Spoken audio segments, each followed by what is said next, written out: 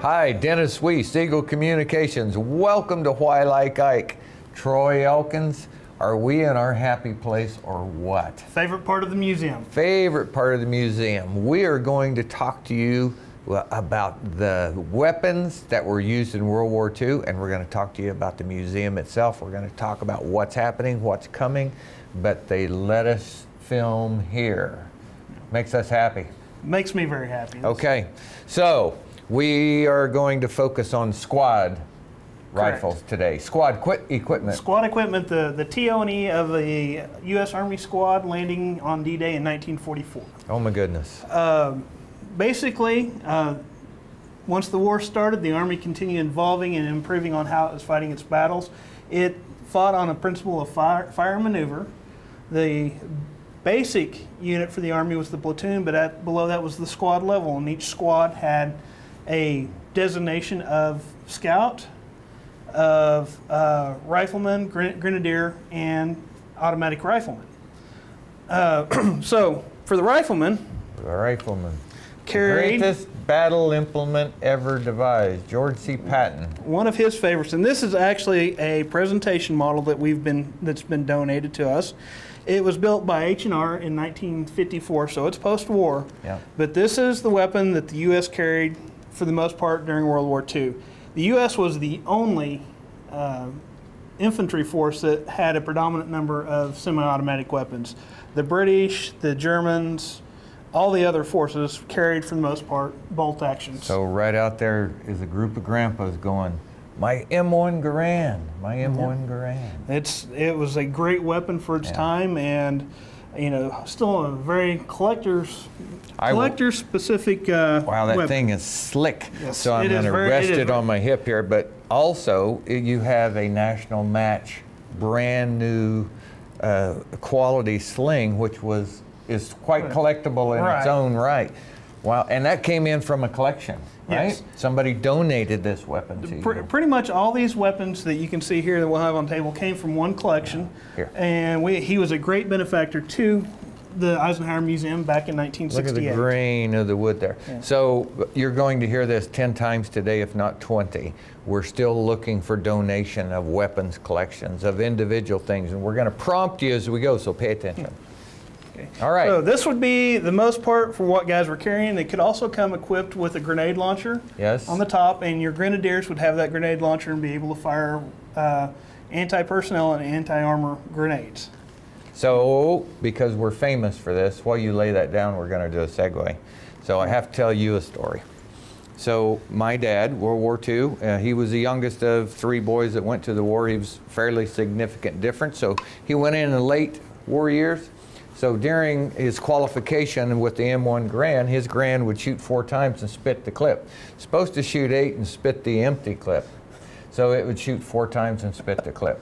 And of course his sergeant wasn't very happy with his performance with 4 shots on target. Right. So my father, who was an excellent shot, was explaining this to him. So they sent it to the armory, they worked on it, they brought it back, same thing, 4 shots, spit the clip. So he said, if you just give me one of those old bolt actions, I'll be fine. And they did. They brought him a 1903 Springfield, and life went on with his marksmanship sharpshooter award. That's my father-in-law's favorite weapon, the BAR. The Browning automatic rifle. And this is actually a weapon that was designed for trench warfare in World War I. By the time it was developed and put into the field, the war was over. These went back into the stockpile and got a little bit of facelift prior to World War II. Can you do about 100 deep knee squats with that over your head, Troy? This thing's a beast. It weighs 20 pounds, which is about 8 pounds more than the squad automatic weapon does. You didn't really shoot these offhand. No, you did not. Which explains the bipod device on the front, explains the carry handle in the middle. Right. And you and I were talking ahead of the camera coming on that there was an attachment, you take it and I'll point it out, on the butt where one could... It actually would go right in there. Right there, okay, there's the hole. This is your back pod, and if you and it had a dial on it, had a turn wheel on it, so you spun it up for elevation. And the rotation out of the bipods where you directed fire on the muzzle end, but My father-in-law always said you dial in both ends of a bar and you can lay them in a long ways out there. It is a very accurate weapon. It had a nice long range. 30-06 gave it a tremendous punch. Each man in the squad would probably carry a couple of extra magazines, and because this is your support. This is your biggest fan when you're out in the field. I want to re-say that because that's different from the strategy we have today. Each man in the squad carried for the BAR gunner a couple extra magazines, right. Not just the BAR gunner, but they were so important that riflemen were carrying bar magazines to help out your bar Correct. gunner. Yeah, very cool. That is a beast. So as we go through this today, I want to point out to those of you who may not be interested in weapons, these are some also the finest machines that were made during World War II. The machining on these weapons is immaculate, is the finest piece of engineering we had during the war. We've talked often about the genius of America as applied to the art of warfare was first production. And yep. We're holding examples of it today. Now this is an M1 carbine. Now compared to the BAR, this is like holding a feather. This is a baby. This was designed to use, basically it was designed for support troops to have a personal weapon that didn't rely on a pistol cartridge. It shot a shorter 30-round cartridge. A little straight cartridge, about that long. 30 caliber, 110 grains. And the infantry guys started picking up on it. And for certain officers, platoon sergeants might carry that instead of the M1 Grand. 2 little extra yep. magazines here on the buttstock. Can't see who made this one, but another factoid for those of you who are interested in manufacturing. All sorts of companies made weapons for the military. Yeah, from Eastman Kodak and IBM to Inland, which is a division of General Motors at Remington Winchester, the gun companies. International Harvester. Personal favorite, Rockola.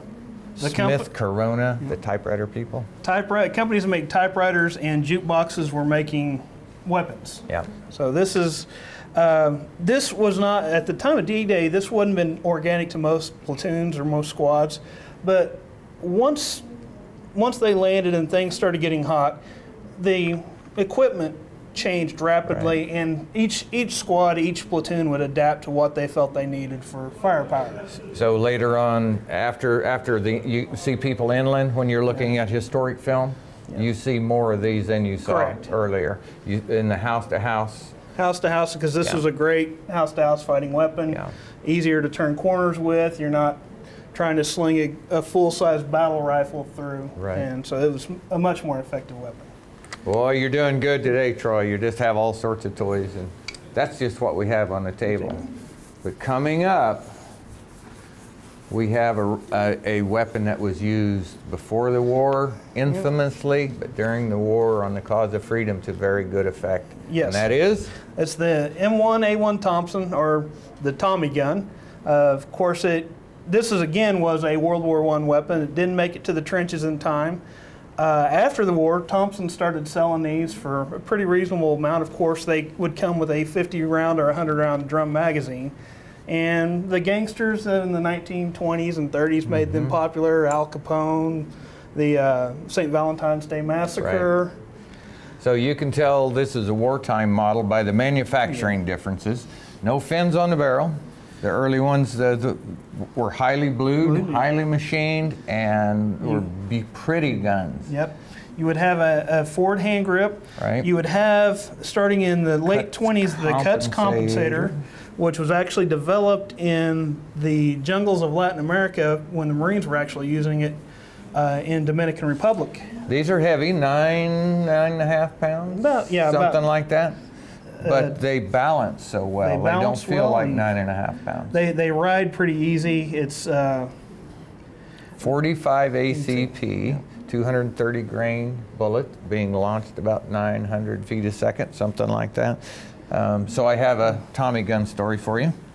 In our business in Colorado, southwestern corner of Colorado, we had a gentleman move in to retire there. His name is Merle Estes, and of course you can meet the guy and where you from, all this stuff, and you talk about things. So he landed on D-Day in a Rangers. and he carrying a Tommy gun, and he was talking about the fear that they had as the flotilla approached the shore, that the bombardment and the machine gun fire was scaring them to death for good reason. It was ferocious. Said so at that point in time, he said they had already exchanged most of their gear that they're supposed to be carrying for extra magazines. They knew what was coming. But he said once they engaged and got up the cliffs, they felt very well served by that 45 ACP and all that ammo they had on their backs. That's when you go into something like that, the gear they tell you to carry sometimes isn't what you really need. Didn't need his sewing kit. Yeah, you want stuff that's going to support you that first 12 hours more than anything else. Yeah. So, you know, we haven't gotten to my favorite, although the bar is pretty close to my favorite. But my emotional favorite's right over there, so Dave's going to have to follow me as I go. So I'm walking up to a terrific display of 03 Springfields in various guise, and I'll let you describe what's on the rack. But this is American weaponry at its peak. These were the sniper rifles of the day. The 1903 Springfield has been known as the most accurate rifle produced by the United States, and up until the time of the Camp Perry matches, I think in 39 or 40, had not been outshot until the M1 Grand, a team shooting the M1 Grand stepped up and won the national matches. Start of the war, everybody's scrambling to update their arsenal and everything. For the most part, the third one down, the 1903 Springfield, that would have been issued as a stopgap measure. Marines would have carried it in Guadalcanal, early battles in the Pacific. Right. A lot of your support guys in the Army would have been carrying that, and most of your training went on with that because it gave for drill and for marksmanship purposes, because there just wasn't enough M1 Grands in the inventory. The top one is a National Match 1903, and it's actually been converted by the Marine Corps to a sniper rifle by putting a Yertle 8X scope on it. Those would have been, the Marine Corps loved those things in the Pacific and issued as many of them as they could get guys trained on to shoot them. And then the one below it is just the M1903A4, which is what the Army would issue as a standard sniper rifle throughout Europe. What a terrific, let's walk back to our little spot. What a terrific opportunity for people to come here. We live in the Midwest, but I was in upstate New York over the weekend. In upstate New York, there are a lot of people who love hunting, love shooting. Some of the biggest gun clubs in the nation are on the East Coast. You just don't know they're there. So this show, Why Like Ike, is about Eisenhower, but it's also about the stuff that surrounds the years of Eisenhower. The museum here has an unparalleled collection of some things and some gaps in some things. Right. So we talked about doing the show, we thought about the guns of D-Day, would do the Allies, would do the Axis powers. Well, we have some gaps in our Axis power weaponry of which we want to talk about today. Right. Since we are a part of the National Archives, we don't go out and purchase artifacts to fill in our collection. We rely on donors to bring in new and intriguing pieces to add to our collection, and there's always gaps. Every collection is going to have one. Sure. And certain things like German basic infantry weapons are kind of where our collection falls short. So we're always looking for somebody that might be donating. So specifically, we are really looking for an MG42. We're going to use that as a segue to talk about this Browning over here behind the glass, but we'd love to have an MG42. Really, so you're smiling and I'm smiling on the inside, but you know, people donate things for their own reasons. We'd love to have an MG42. So you've been in one of those big automatic shoots somewhere, you have a connection to somebody and they've got one that's worn plumb out. We'd love to have that for our collection. Man, those are something, it really doesn't matter the condition as long as we can bring it in and stabilize it. Right. It's not going to be shot anymore. Our purpose here is to preserve it and protect it and make it viable for centuries to come, so people can come visit and and learn about the past. But we do have an SG-44, which not many people have in their collection. No, so you're a little light on the 98s of various guys? Just the, we've got some of this, like you said, the SG-44 and K98, we're missing that. Okay. So it's just one of those things that we're always looking for new things to add. All right, so that's terrific. So while we're close to this Browning, we worked our way through the squads, and I got my favorite Springfield into the discussion because my dad carried his the whole war, all the way to the Philippines, from New Guinea to the Philippines and then home. So he carried his Springfield all the way through. But there are a lot of people behind these that kept a lot of soldiers on our side alive. Right. This is actually another World War I throwback. It's the M1917A1 Browning machine gun, and it was water cooled. It could throw out a wall of lead, and you wouldn't have to wait for it to cool down like some of the air cooled models. It was very heavy, so it was not used offensively that much. That whole setup, once you add water to it, was probably about 110, 120 pounds. So I have a question for you. My mind tells me I saw a picture of Blackjack Pershing with that weapon in his squad usage. If you know I'm right, you can say so. If you don't, fine.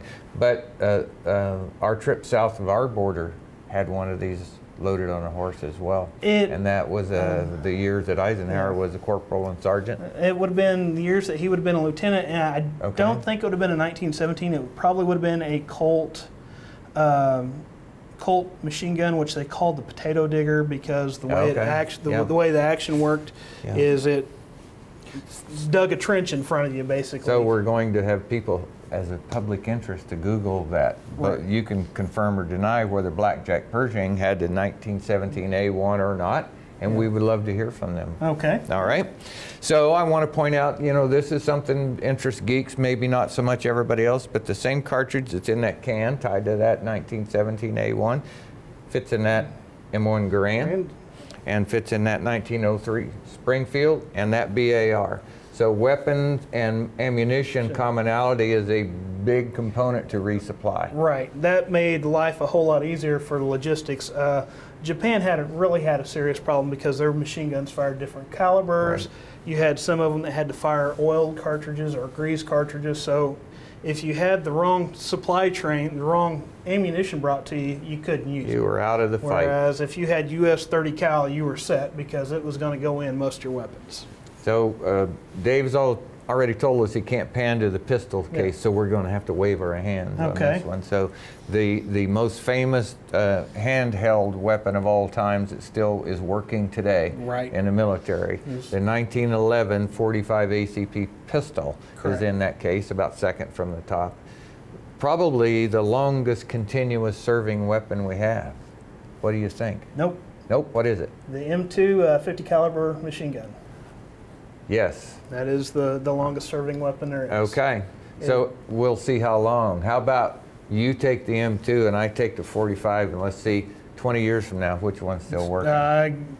That'd be a toss-up because those M2 Brownings were made really well. Yeah. And they were meant to take a beating as well. That's the one thing about especially the early war stuff is it was built pretty stout. So behind us in a case, I'm going to take us off on a different one. So right below the 1903s, and Dave will get a shot of it later, on the bottom's a Johnson rifle. Right. So inside the Eisenhower museum here, we have examples of things that never quite made it to the front lines too, or weren't commercially successful there, but they're historic. They're historic. With the Johnson, there's actually a Johnson light machine gun in front of it as well. The Marine Corps did use those some in the Pacific at the start, and they were very popular, especially the Johnson rifle, because you could take it down, pull the barrel out of it, and the para-Marines, which were the Marine Corps' parachute regiment, would love those things because you pull them apart, and the minute you land, slap them back together with no problems, and you're ready to go. Dave gave me the 2 minutes. One thing doomed him, it's that little sheet metal magazine cover that dented, and once it dented, it quit working. So we have way more stuff than we can talk about. We could talk about the manufacturing. I have maybe 5 or 6 different manufacturers of weapons that were tested for the war directly behind me. This is fantastic. You love weapons, you love hunting, you come from all over the United States. This is a great place to come, engage with us as people and engage with the exhibits. And 2019, when you've scheduled that vacation, you're going to be bigger and better and greater than we've ever had it here in Abilene before in the museum. Okay, we've had fun. Well, thank you very much. Troy Elkins, Dennis Weiss, right in the heart of happiness here for you today with Why Like Ike. Love to see you come visit us here in Abilene. Have a great day.